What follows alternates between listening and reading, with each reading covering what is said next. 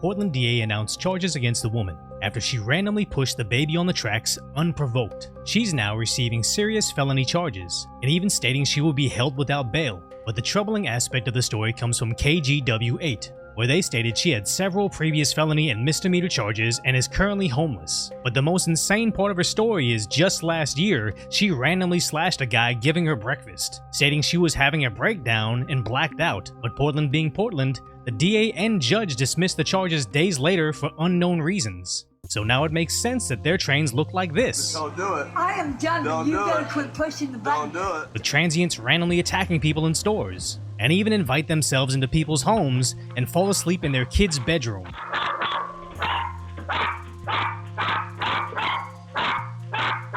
But this behavior kinda adds up when you see the sheer number of used syringes they pick up off their streets. Now when I cover these stories saying, leave insert liberal city now, it's typically just highlighting how bad policies are making things worse. But the deep dive on what's happening in Portland right now actually makes me think, if you're there, you need to leave Portland immediately. Because if you look at the Reddit thread about the lady pushing the kid on the tracks, Redditors highlight that she had a history of crime, but those charges were mysteriously dropped. So a Redditor goes into what's actually happening with Portland's justice system, where if someone can't afford a lawyer, they can't stand trial until a judge can find them one. And since there's a shortage of DAs, the judge just releases them until a later date. They obviously never return, and even though there's a warrant put out for their arrest, there's nobody actually looking for them, as there's nothing to actually incentivize a bounty hunter in searching for them. Now I understand, random Reddit comments aren't the most reliable source of information, but looking at the American Bar Association's website, they state Oregon needs almost 1,300 more lawyers, stating they only have 31% of the public defense attorneys needed, with the Post-Millennial stating Portland has dismissed 300 cases due to a public defender shortage, 200 of which being felony cases. So it makes sense when the Portland Police East Precinct boast about arresting a felon again, this time with a fully loaded AR-15 with a 100-round mag, body armor with rifle plates, and other substances on him. Now KOIN in Portland reported on the arrest, stating the guy was being held without bail on the 6 felony charges. But PDX Real 1 on Twitter actually found his arrest documents online, where it appears he was actually released the very next day. And even worse,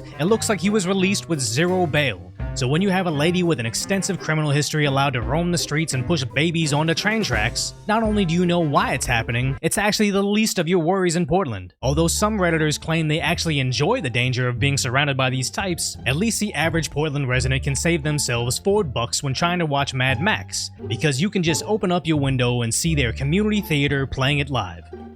So to see more concise, lighthearted commentary, subscribe to this channel, then check out my video on the looting occurring in New York's bomb cyclone, because they're probably hiding it from you.